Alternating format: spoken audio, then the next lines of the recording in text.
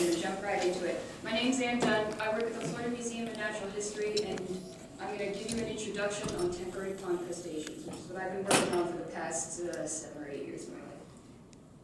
So, 3 things I want to cover. First of all, how fairy shrimp have completely taken over my life, hopefully for the better. We will see. 2, what are fairy shrimp exactly, and why am I bringing a crustacean talk here to ESA? And then 3, I'm going to give you a real quick rundown of the 6 major types of temperate pond crustaceans, generally what they look like, generally where to find them.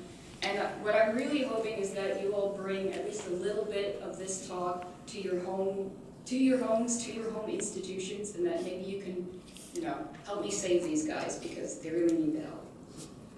So, in 2016, I was an undergraduate. I went to Archbold Biological Station in Florida because I wanted to study antlions, and I accidentally discovered a new species of fairy shrimp, literally wandering around.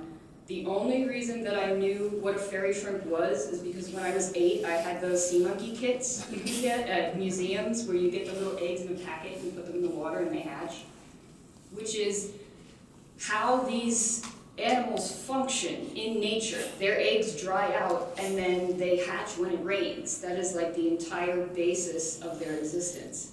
So I thought that was cool. I went to Mark Darup, who's the collection manager, and I said, "Mark, I didn't know there were sea monkeys here. That's awesome." And he's like, "I didn't know there were sea monkeys here either."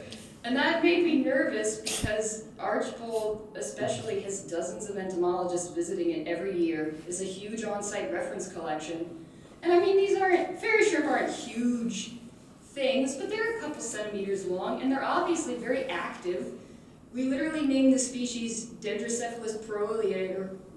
Proeleator literally means fighter because the males will not stop fighting each other. They literally bash each other with their little tiny eyeballs and have little tiny shrimp conflicts over little tiny shrimp territory.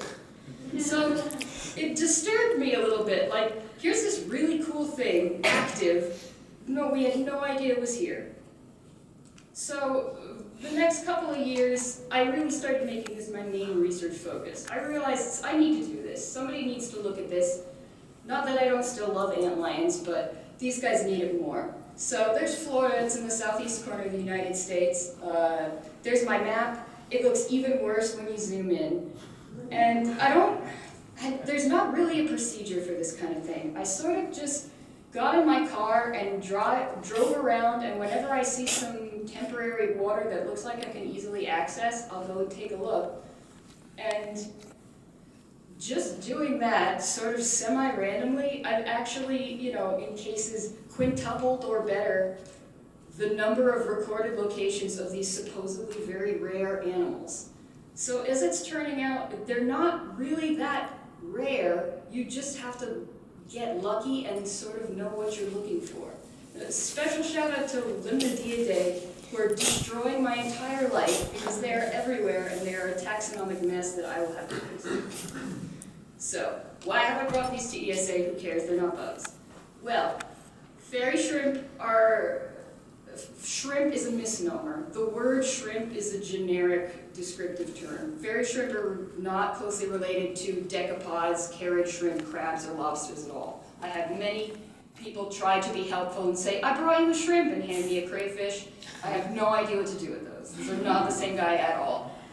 But in the past couple of years, with the discovery of remipedes in 1979, remipedes are the closest non-hexapod group to hexapods. They are the sister group, and they are super weird, venomous crustaceans that only live in saltwater caves with a hidden connection to the ocean. They're bizarre. That's the closest thing there is to a hexapod, and then the next closest thing is a fairy shrimp. So they're actually very close to insects. And they sort of, remipedes, you really have to be intentionally looking for them to find them, but fairy shrimp and friends, brachiopods, are everywhere. So they've sort of gone overlooked, if you could say. They're really close to insects. They're nearly insects, but it's like, I don't know, they fell by the wayside maybe a little bit. So even though the internet meme is that shrimps is bugs, in reality it is probably a little more accurate to say that bugs is shrimps, unfortunately. I'm sorry I have to be the one to tell you this. So, Temporary pond crustaceans in general, like I said, it's sort of seeming like they're not rare. You just have to know what they are, you have to know what you're looking for, and then you have to sort of get lucky. Their entire life cycle is so based on wet and dry cycles that even if they're in the most perfect, beautiful fishless pond of all time, that is wet forever, they will all senesce and die, and the eggs will never hatch until there is a dry period. So this is, I think, what causes this like perceived rarity.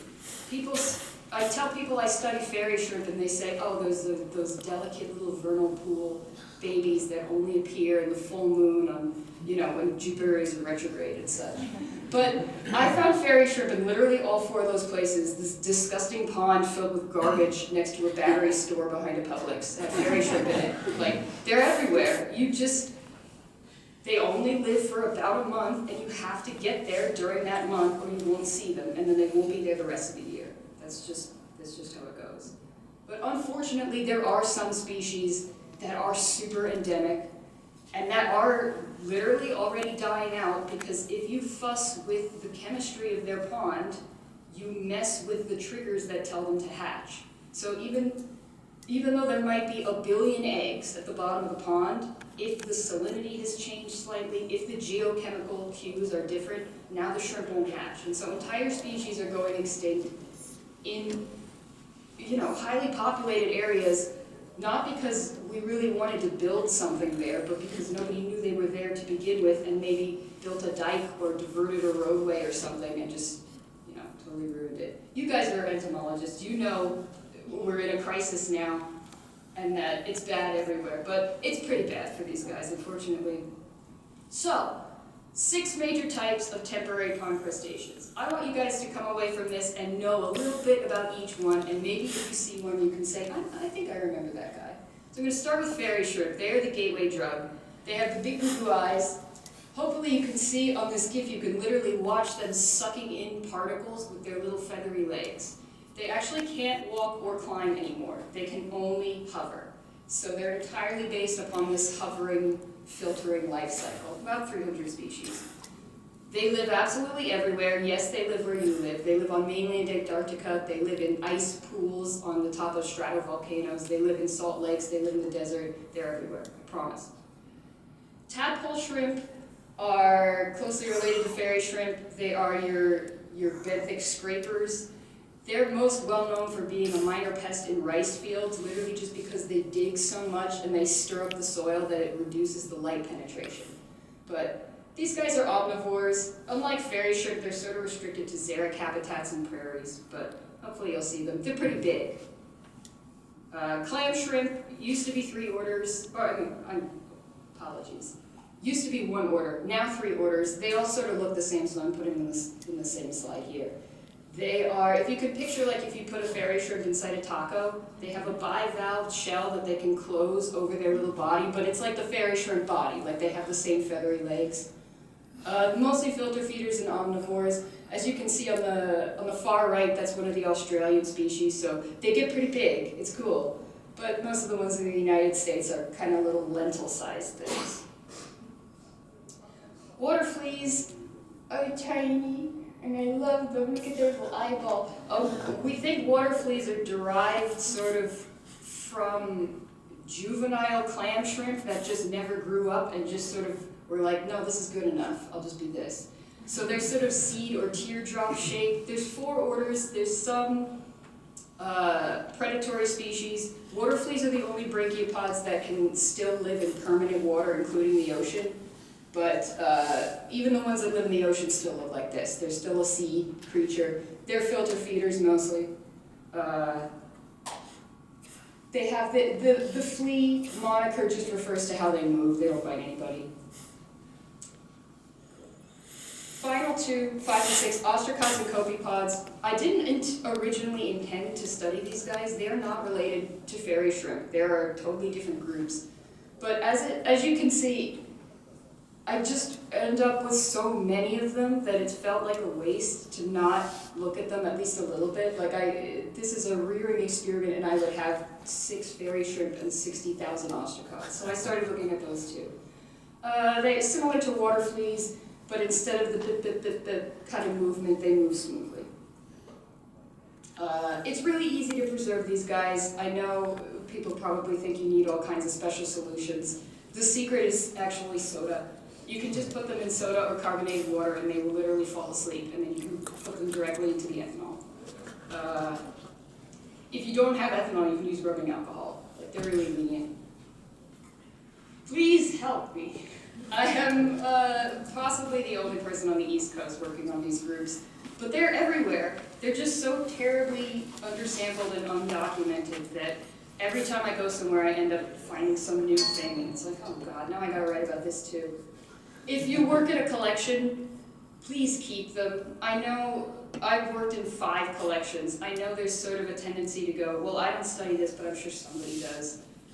There really, sometimes there just isn't, you know? And I've been there when we have to make the decision, like, we don't have any space, we gotta get rid of some of these things. And usually, you know, it's not the beetles that are gonna go, it's gonna be these guys. So please keep your eyes out. If your collection has some, please keep them. And if you're in the field, you know what to look for, hopefully. I just want to thank everybody who's helped me out with this disaster. I don't get funding, I just run this out of my car. I really want to thank Christopher Rogers. He's the world's #1 fairy shrimp expert, but he doesn't get paid to do this either. He just has a regular job. So we just email each other and we're like, we love him so much, but you know, you do what you can. Anyway, thank you guys so much for listening.